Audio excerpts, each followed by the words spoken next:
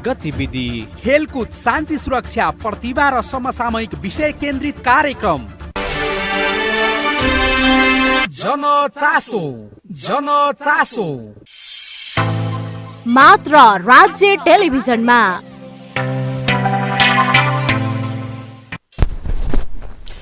नमस्कार, राज्य टेलिभिजनको विशेष प्रस्तुति कार्यक्रम जनचासोमा यहाँहरूलाई हार्दिक स्वागत छ। म सुरेश परियार।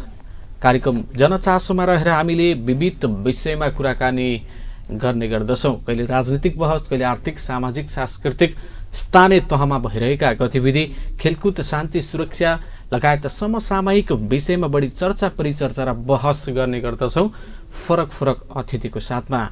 आज हामी फरक विषयमा कुराकानी गर्न गइराखेका छौँ। यसका लागि आज हाम्रो स्टुडियोसम्म आइपुग्नु भएको छ जनता समाजवादी पार्टीका लुम्बिनी प्रदेश सदस्य तथा युवा नेता रवि कुमार रौनियर आज हामी माझ हुनुहुन्छ। उहाँसँग रहेर विशेष कुराकानी गर्न गइराखेका छौँ। यहाँलाई स्वागत छ कार्यक्रममा। हजुर नमस्कार, धन्यवाद। आराम हुनुहुन्छ? हजुर सन्चै छु। दिनहरू कसरी बिताउँदै आउनु भएको छ? अब दिनहरू सामान्य तरिकाले नै बितिरहेका छन्। सामाजिक कार्यदेखि लिएर व्यावसायिक कार्यदेखि लिएर राजनीतिक अब अलिकति सरगर्मी बढेको छ, त्यसै सम्बन्धी छ। अनि राष्ट्रमा अहिले एउटा यो एमसिसीको पनि तातो तातो बहस छ। यही सबमा चाहिँ जीवन बितिरहेको छ, दिनहरू बितिरहेको छ। तपाईँ रूपन्देही जिल्लाको एक सफल निर्माण व्यवसायी पनि हो। तपाईँलाई व्यवसाय गरेर छुट्टै तरिकाले समाजसेवा गरे पनि त हुन्छ नि, किन राजनीतितर्फ यहाँको मोहित केन्द्रित भयो? यो राजनीति अहिलेको समयको आवश्यकता हो, यसरी बुझ्नुपर्छ।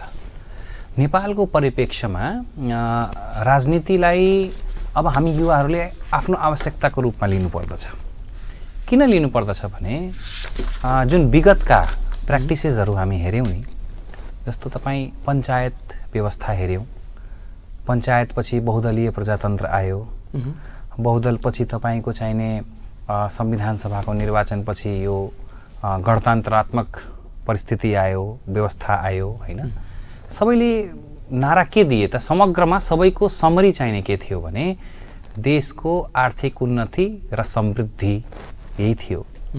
तर त्यो प्राप्त हुन सकिराखेको छैन कि। कस्तो देखिरहेछौँ भने एउटै व्यक्ति पटक पटक पटक पटक त्यही व्यक्ति चाहिने उच्च पदस्थ ठाउँमा पुग्छ, संवैधानिक ठाउँमा पुग्छ भनेपछि आज त तपाईँ यसरी हेर्नुहोस्, आजबाट 10 वर्ष पहिला या 5 वर्ष पहिला जुन मेडिसिन थियो नि, त्यो मेडिसिन आज चल्दैन। फर एक्जाम्पल 2019मा कोभिड-19 आयो होइन।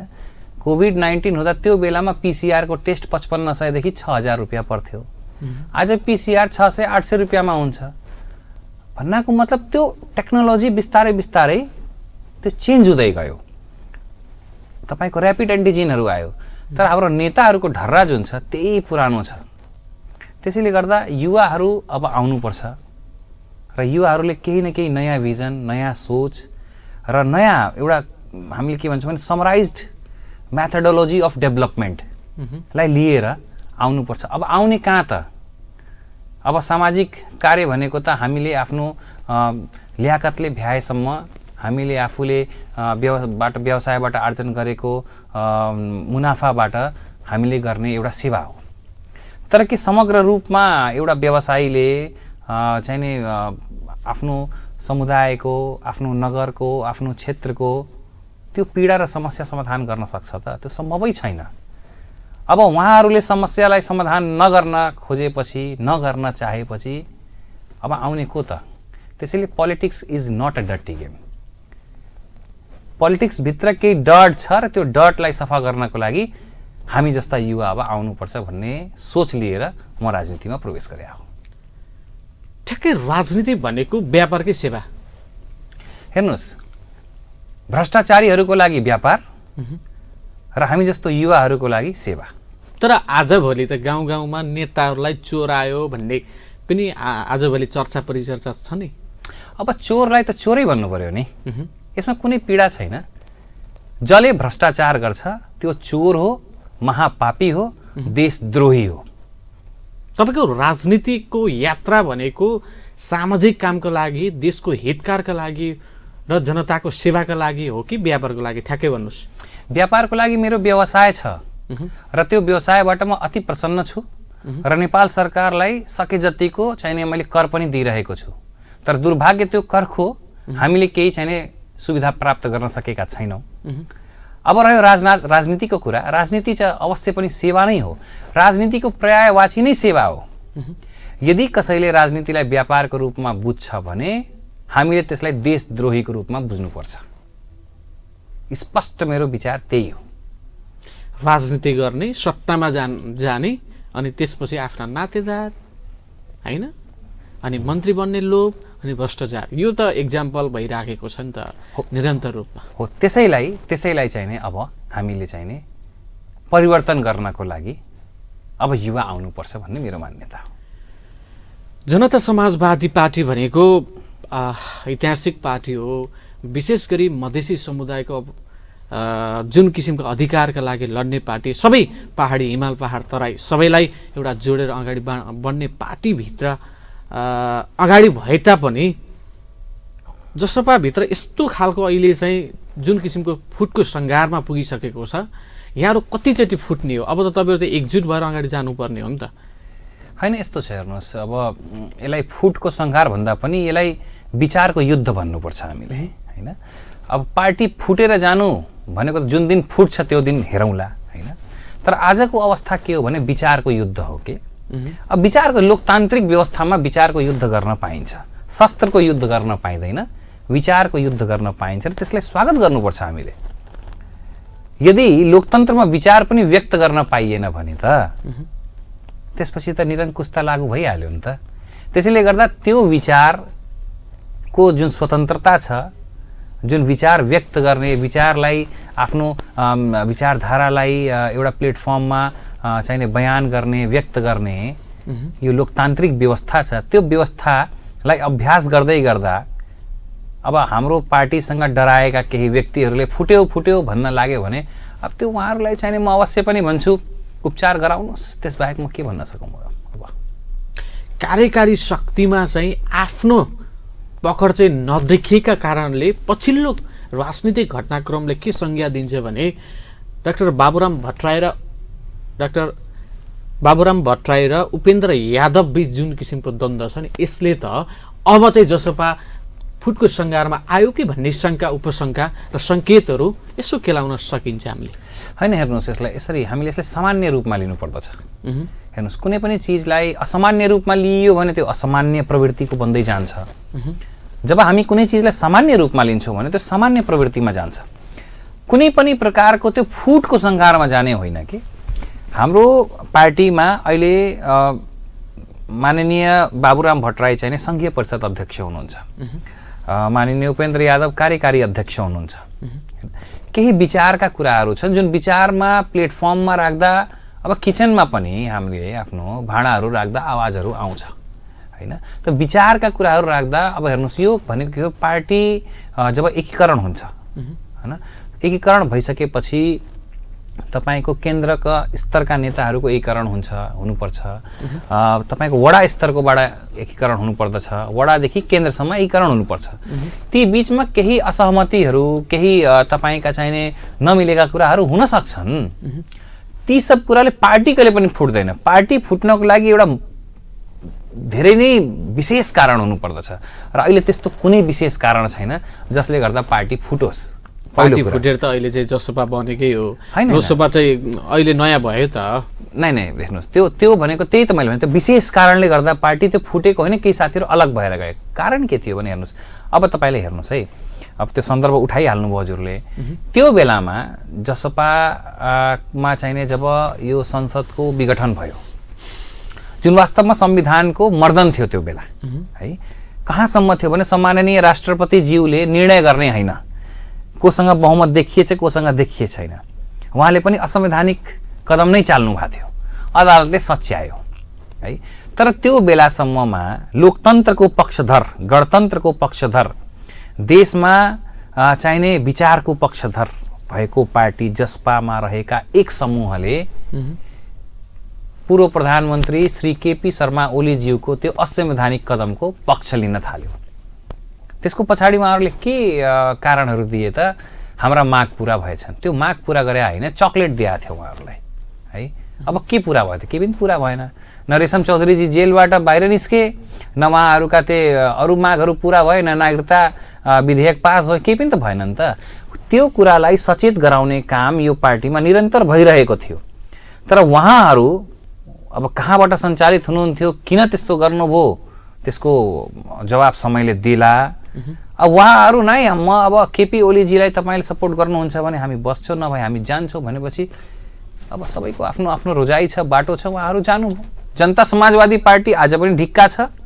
जनता समाजवादी पार्टी ABCD भनेर कहीँ पनि बनाएको छैन। ठिक छ, उहाँहरू जान सक्नुहुन्छ, स्वतन्त्र हुनुहुन्छ। चाहिँ पछिल्लो क्रममा जुन किसिमको एउटा विवाद छ, द्वन्द्व छन्, आम जनताले के भनिराखेका छन् भने पार्टीभित्र, आफ्नो पार्टीभित्र भएको द्वन्द्व, जुन किसिमको विवादलाई मिलाउन नसक्ने जसपाले यो देशलाई र जनतालाई कसरी निकास देला भन्ने प्रश्न पनि खडा भएको छ। सुन्नुहोस् न, द्वन्द्व यो देशमा अहिलेको समयमा 6वटा राष्ट्रिय दल छन् होइन, 6वटा। ल मलाई एउटा कुनै दलको नाम भनिदिनुहोस् जसमा द्वन्द्व छैन। आजको समयमा सबैभन्दा धेरै ठुलो द्वन्द्व भएको पार्टी नेपाली काङ्ग्रेस हो।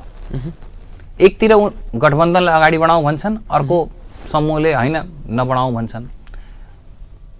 एकतिर समूह अर्को बाटो हिँड्छ, अर्को समूह अर्को बाटो हिँड्छ है। जुन कि देशको सबैभन्दा पुरानो प्रजातान्त्रिक पार्टी है। नेकपाको कुरा गर्ने हो भने हामी चाहिने जेट प्लेनका 2जना पाइलट भएर निस्किआई हो। आज 2टाको ठाउँमा 3जना पाइलट भइसके, 3टा जहाज भइसक्यो है। त्यसले गर्दा राप्रपाको हालत हेर्नुहोस्, खैर उ त राष्ट्रिय दल छैन है।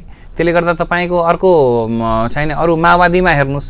त्यसले गर्दा यो के हो भने यो द्वन्द्व हुनु राम्रो हो, यसलाई यसरी बुझ्नुपर्छ। तर त्यसलाई द्वन्द्वको रूपमा हेर्नु भएन, विचारको रूपमा हेर्नुभयो के। नभए त राप्रपामा राम्रै छ नि त, एउटा व्यक्तिले जे निर्णय गर्छ हामी सबैले मानिदिनुपर्छ, सकियो होइन। विवाद त छँदैछ, तर विवाद हुन दिनु भएन। पार्टीलाई एउटा सही गति दिनको लागि सही व्यवस्थापन हुनु पर्यो, व्यवस्थापकहरू त्यही तरिकाले अगाडि बढ्नु पर्यो। अनि त्यस पछाडि देश र जनताको चिन्ता गर्ने नेताको अभाव देखियो कि नेपालमा। हो, त्यो केही हदसम्म त्यसलाई मान्न पनि सकिन्छ। त्यो मात्र जसपामा मात्रै होइन कि। मैले सुरुमै हजुरलाई भने पञ्चायती व्यवस्थादेखि लिएर तपाईँको गणतन्त्रको अवस्था आइपुग्दासम्म त्यो सबैले मैले यो गर्छु भन्ने प्रतिबद्धता मात्र व्यक्त गर्दै आए कि त्यसलाई चाहिँ पुरा गर्ने कार्यतिर कोही पनि लाग्न सकेनन्। अब यो पार्टीमा चाहिने द्वन्द्व भएपछि अवश्य पनि आम नागरिकले चिन्ता व्यक्त गर्छन्। किनभने आजको समयमा अब आम नागरिकले के हेर्छन् भने वास्तवमा यो देशलाई एउटा राम्रो कार्य दिशा दिने, यो देशलाई एउटा राम्रो समृद्धिको खाका तयार गरिदिने नेता को छ त भनेर जनताले खोजिरहेका छन्। यो कारण चाहिँ यस्तै कारणले गर्दा, यस्तै विवादले गर्दा यो उत्पन्न हुन्छ। हेर्नुहोस्, मैले भन्न खोजेको मात्रै कुरा के हो भने तपाईँ, हामी या अरू कोही व्यक्ति या अरू कुनै राजनीतिक दल, कुनै सामान्य व्यक्तिले पनि होइन, उसले खोजेको के त राज्यसँग बेसिक निड त खोज्या हो नि त, उसले अरू त केही पनि खोज्दैन होइन। तर समस्या कहाँ छ भने जब दलमा सत्ता प्राप्तिको लागि विचार विमर्श मात्र हुन्छ तब दलमा द्वन्द्व सुरु हुन्छ। अनि त्यसले टुटफुटको चाहिने एउटा राजनीति लिएर आउँछ।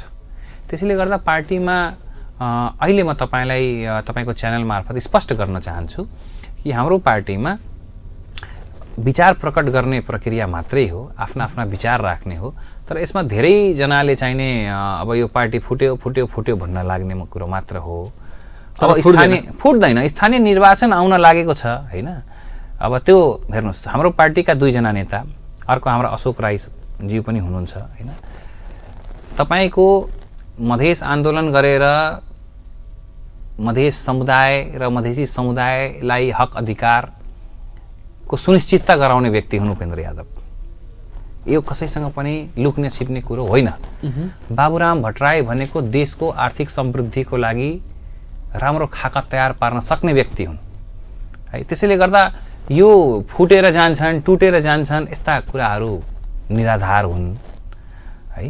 तर चाहिने अब ठिक छ, आइरहेको हुन्छ यस्ता कुराहरू, आउँछन्। यस्ता कुरालाई हामीले साथमा लिएर पार्टीलाई अझै बलियो बनाउँदै चाहिने हामीले स्थानीय निर्वाचनको तयारी गर्दै अगाडि बढेका छौँ। जसपाभित्र पनि यहाँहरूले मान्ने नेताहरू भनिएका व्यक्तिहरूले पनि विभिन्न गल्तीहरू पनि गरिराखेका हुन्छन्। ती गल्ती गर्दाखेरि पार्टीभित्र एउटा सच्चा सपुतको रूपमा अहिले पछिल्लो क्रममा देखिए तापनि नेताहरूले गलत गर्दा यहाँले किन प्रतिवाद गर्नुहुन्न, अथवा लुम्बिनी प्रदेश अथवा तल्लो तहमा रहेका कार्यकर्ताहरूले नेताहरूले जे गरे पनि गडगडा ताली बजाएर समर्थन गर्नुहुन्छ? अवश्य पनि गर्दैनौँ हामीले त्यो। हामी यो दलको नेता हो, हामी यो दलको कार्यकर्ता हो भन्दैमा हाम्रो दलको शीर्ष नेताहरूले देश विरुद्ध या हाम्रो जनता विरुद्ध कुनै पनि गतिविधि गर्छन् भने हामीले उहाँको कुनै पनि तरिकाले स्वागत गर्ने पक्षमा छैनौँ। तपाईँहरूकै पार्टीका नेताहरूले उहाँ के अभिव्यक्ति दिनुभयो? रेणु दाहालकै कुरा गरौँ, रेणु यादवकै कुरा गरौँ? होइन, हेर्नुहोस्, रेणु यादवजीले जे भन्नुभयो त्यसको बारेमा उहाँले आत्मलोचना गरिसक्नुभयो। आत्मलोचना गरिसकेको व्यक्तिलाई फेरि गएर चाहिने हामीले केही भन्नु, त्यो किन गर्नुभयो भने त्यो कार्यकर्ताकै दबावले गर्नु। उहाँ त त्यो खालको मन्त्री हो कि जे कुरा बोलिरहँदा त्यो कुराको त हेक्का त राख्नु पर्यो। यस्तो भयो कि के हुन्छ भने एक्सनको रिएक्सन हुँदो रहेछ कि यसलाई मैले जस्टिफाई गर्न खोजे होइन, त्यो एक्सनको रिएक्सन हो कि। अब अगर रेणु दाहालज्यूले भनेका कुरा वास्तवमा त्यसलाई चाहिने अब कसैले समर्थन गर्नुभन्दा पनि, हामीले समर्थन गर्ने कुरो भन्दा पनि त्यो परिस्थिति किन आयो भन्ने कुरा पनि हामीले हेर्नुपर्छ कि। देशको सङ्घीय मन्त्री कार्यक्रममा आउँदा केही असामाजिक तत्त्व भन्छु तिनीहरूलाई मैले, है, म राजनीतिसँग त उनलाई जोड्नै सक्दैन। अन्यले भाटा लाठी डन्डा लिएर चाहिने बाटो ब्लक गरेर बस्ने, यो चाहिने यही हो राजनीति होइन। अरूले हिंसात्मक गरे भनेर आफू पनि त्यस्तै किसिमको अभिव्यक्ति दिन त भएन नि। त्यसैले मैले भने त्यो अभिव्यक्ति उहाँ अब आवेशमा आएर दिनुभयो होइन। दिएपछि कार्यकर्ताकै दबावले गर्दा, हामीहरूकै दबावले गर्दा तपाईँ यसरी नबोल्नु पर्ने भन्दा उहाँले त्यसको तुरुन्तै आफ्नो लेटर प्याडमै बकाइदा चाहिने उहाँले प्रेस वक्तव्य जारी गरेर त्यसमा दुःख प्रकट गरिसक्नुभयो। भनेपछि त्यो अध्याय समाप्त भयो। अब त्यसमा हामीले चर्चा गर्नु हुँदैन। नगरेको भए हामीले के गर्नुपर्छ हामी गर्थ्यौँ, तर त्यो अध्याय समाप्त भइसकेपछि। तर त्यस पश्चात फेरि हेर्नुहोस्, ती असामाजिक तत्त्वहरूको गतिविधि त डेली हेरिराख्नु भएको छ नि। त्यो राजनीतिमा विध्वंसको कुनै पनि स्थान छैन, चाहे त्यो हाम्रो दल होस् चाहे त्यो अरू कुनै पनि दल होस्।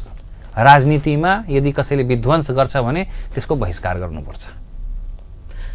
अब जनता समाजवादी पार्टी नेपालले चाहिँ नेतृत्व चयन गर्ने क्रममा चाहिँ समावेशिता भएन कि महिलाहरूको अधिकार, दलित, पिछडा वर्ग सबैलाई चाहिँ अपरत्न हुने खालको चाहिँ नेतृत्व आएन कि भन्ने आरोप चाहिँ यहाँहरूमा लागेको छ?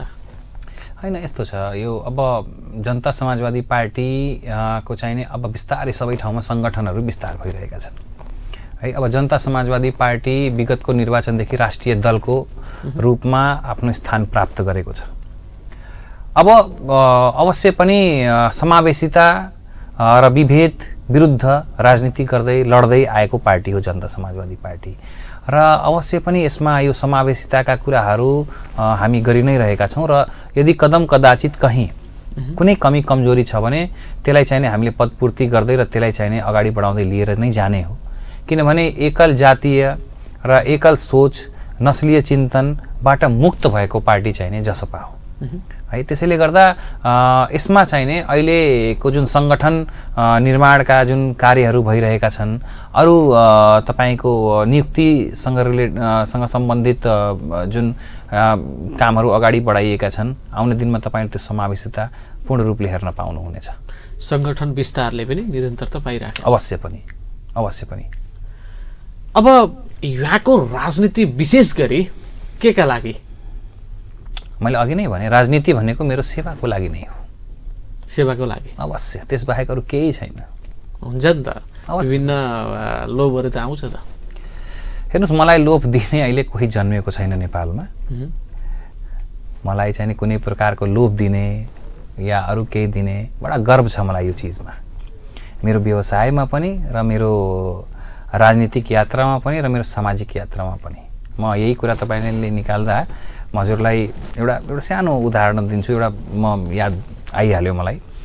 जब कोरोनाको महामारी चलेको थियो यहाँ नेपालमा, पहिलो पटक चैत्र 11 गते नेपालमा लकडाउन लागू भएको थियो।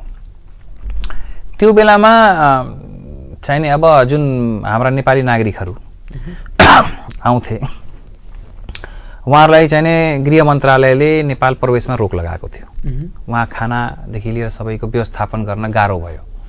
त्यसपछि हामीले चाहिने मिलेर व्यक्तिगत हाम्रो संस्था, मेरो एउटा फाउन्डेसन पनि छ, त्यसैले हामीले सिद्धार्थ नगरपालिकामा तपाईँको क्वारेन्टिनदेखि लिएर सबै व्यवस्थापन हामी गऱ्यौँ।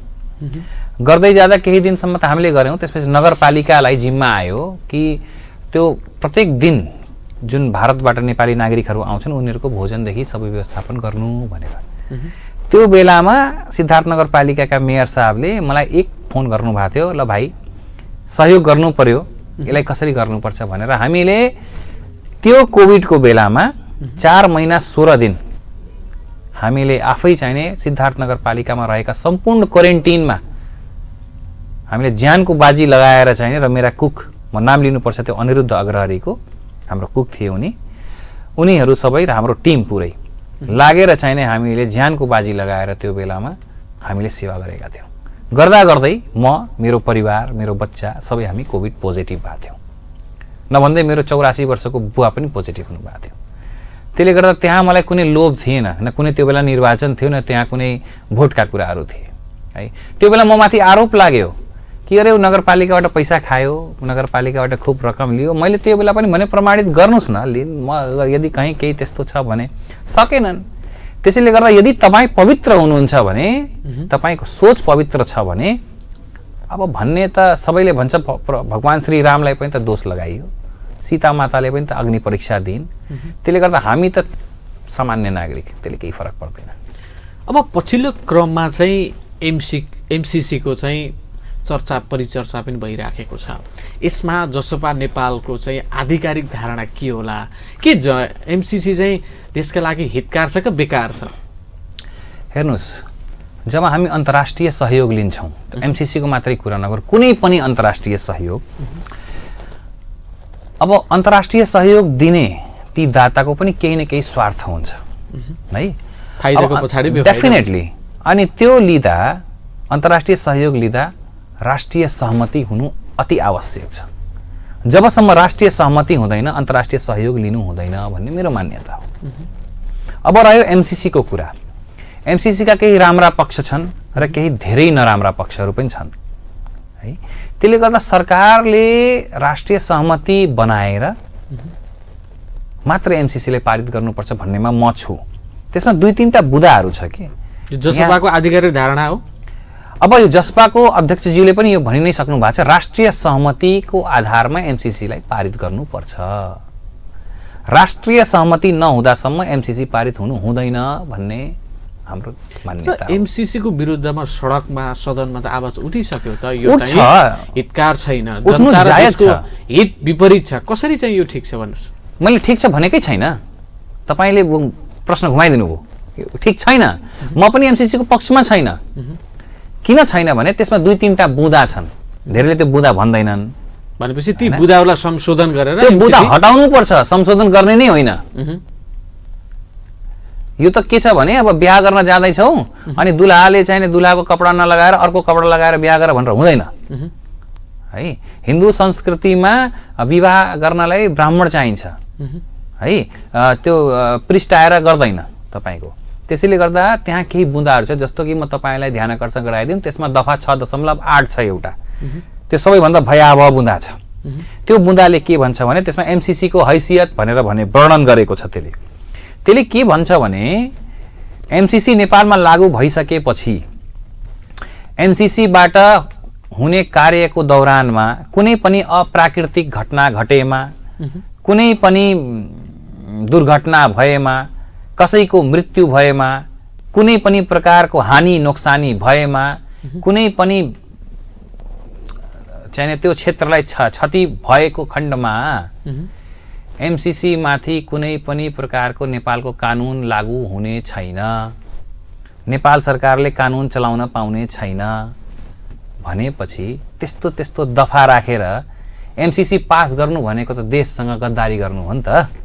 तपाईँले भनेअनुसार 2-3टा ती बुँदाहरू छन्, ती हटाइसके पछाडि एमसीसी पास गर्नुपर्छ, त्यसपछि गर्नु। अर्को पनि एउटा बुँदा छ त्यहाँ, यो एउटा अन्तर्राष्ट्रिय सम्झौता भएको हुनाले यहाँ अन्तर्राष्ट्रिय कानुन मात्र लागू हुनेछ। काम गर्ने हाम्रो देशमा अनि कानुन अन्तर्राष्ट्रिय लगाउने त्यो पनि मानिँदैन। बौद्धिक सम्पत्तिको कुरा छ, इन्टेलेक्चुअल प्रपर्टीको।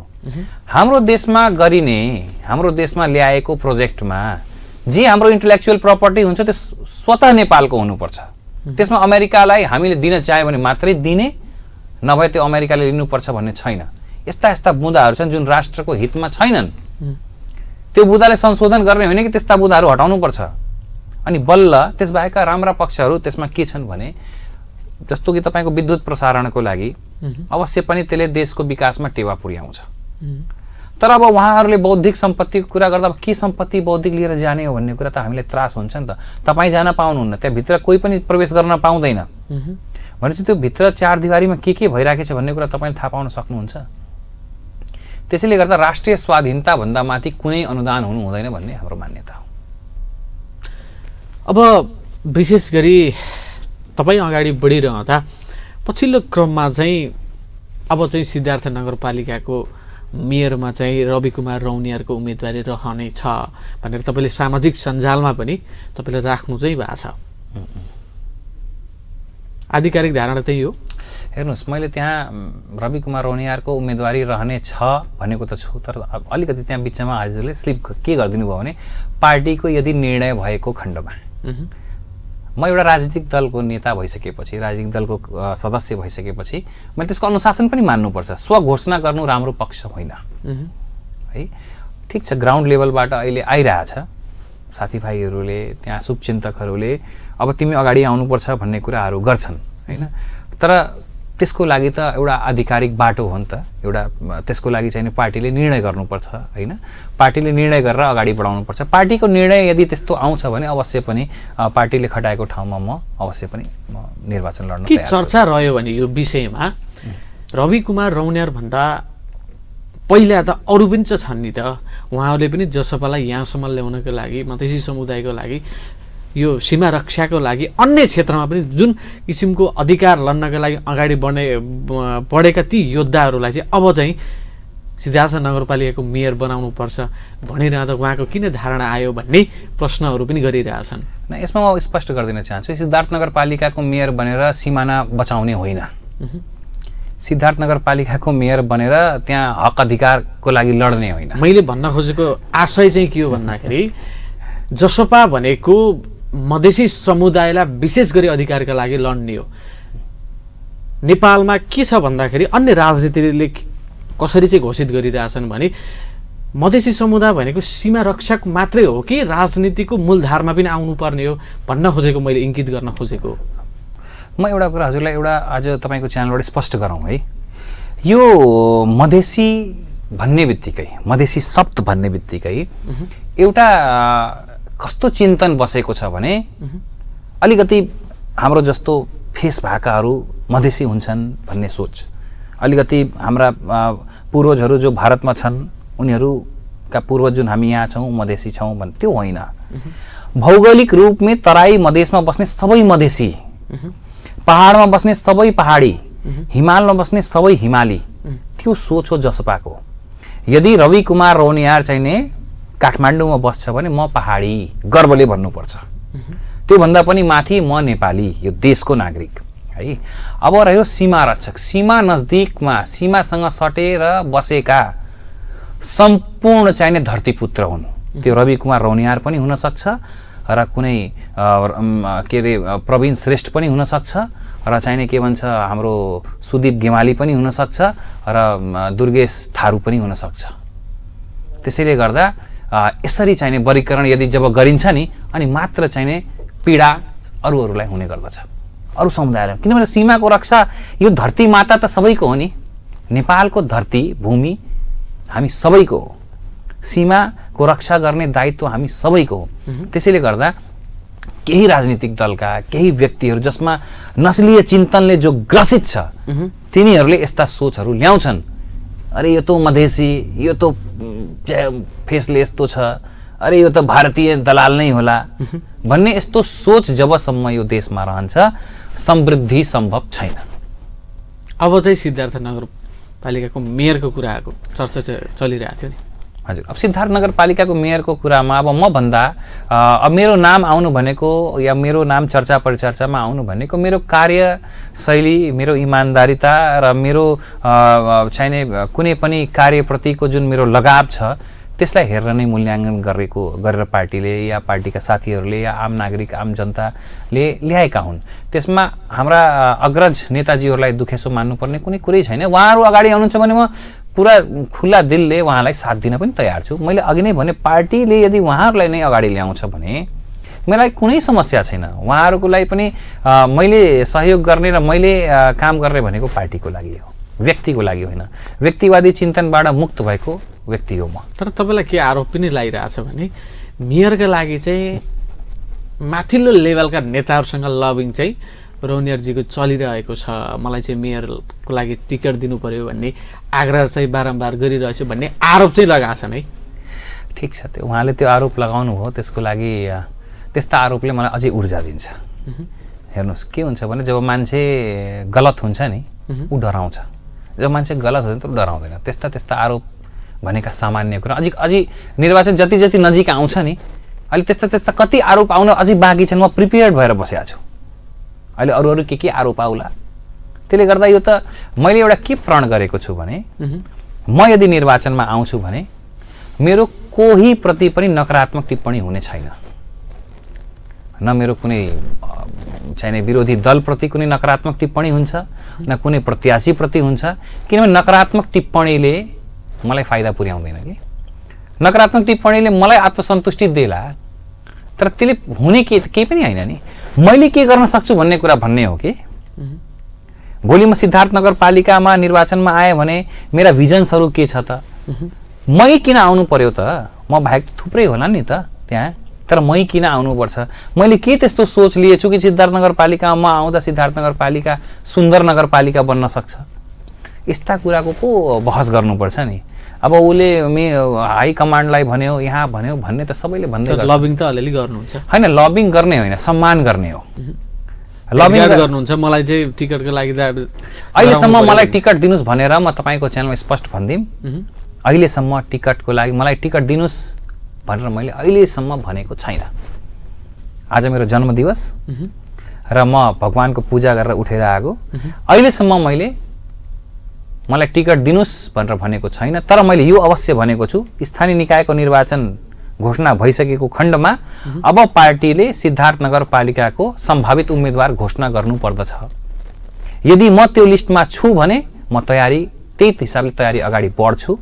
नभए जसको नाम आउँछ उसको लागि हामी के काम गर्नुपर्छ त्यसको लागि निर्देशन पाऊँ भन्ने मेरो चाहिने अपिल थियो। मैले भनेको त्यही हो, मलाई टिकट दिनुहोस्, यो दिनुहोस्, त्यो दिनुहोस्। मेरो कार्यकुशलताले उहाँ प्रभावित हुनुहुन्छ भने दिनुहुन्छ, दिनु हुँदैन भने सङ्गठनमा लाग्छु, मलाई समस्या छैन। तपाईँ जिम्मेवार नेता पनि हो। रूपन्देही जिल्लामा 16वटा पालिकाहरू छन्। ती पालिकामा यो 5 वर्षे कार्यकालमा वास्तवमा यहाँलाई मन छुने विकास चाहिँ साँच्चीकै भएको छ भन्ने खालको अनुभूति हुने खालको भएको छ कि छैन तपाईँको आफ्नो व्यक्तिगत र पार्टीको विचारले? तिलोत्तमा नगरपालिका भन्नुपर्छ मैले। अरूमा पनि भएको छ, नहुने होइन, भएको छ। रोहिणी गाउँपालिकामा पनि भएको छ, नहुने होइन। होइन, तपाईँको चाहिने के भन्छ विभिन्न गाउँपालिकामा काम त भएको छ, नहुने होइन। कामै नभएको केही पनि काम भएन भन्न मिल्दैन, काम भएको छ। तर उत्कृष्ट कार्य चाहिँ नि तिलोत्तमा नगरपालिकामा भएको जस्तो लाग्छ मलाई। अब हामी कार्यक्रमको अन्त्यतिर पनि छौँ। अब जनता समाजवादी पार्टी नेपाल कसरी अगाडि बढ्छ, तिनै तहको निर्वाचनमा वास्तवमै यो पहिलो नम्बरमा आउँछ आउँदैन? हेर्नुहोस्, विगतको समयमा सायद हाम्रो जनता समाजवादी पार्टी तेस्रो नम्बरमा थियो रूपन्देही जिल्लामा। अब हामी पहिलो नम्बरकै कार्यदिशा लिएर फेरि अगाडि बढिरहेका छौँ र त्यसको लागि सङ्गठन निर्माणदेखि लिएर कार्यदक्षता, कार्य कुशलता गर्नको लागि विशेष प्रकारको चाहिँ प्रशिक्षणदेखि लिएर विभिन्न कार्यहरू हामी अगाडि बढाउँदै गइरहेका छौँ।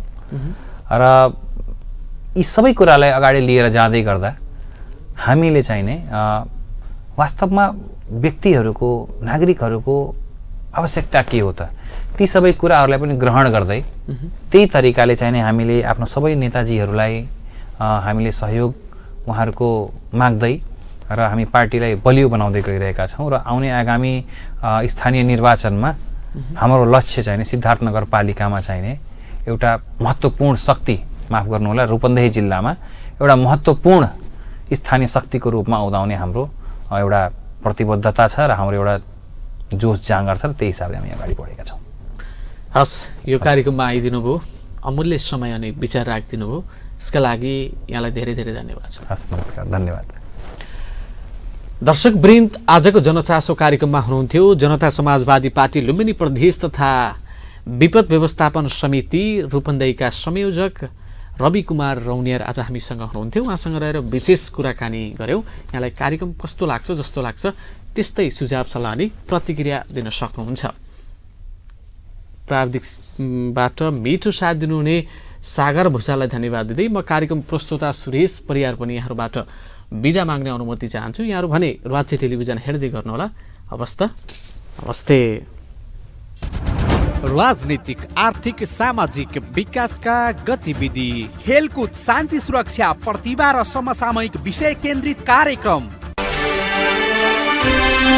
जनचासो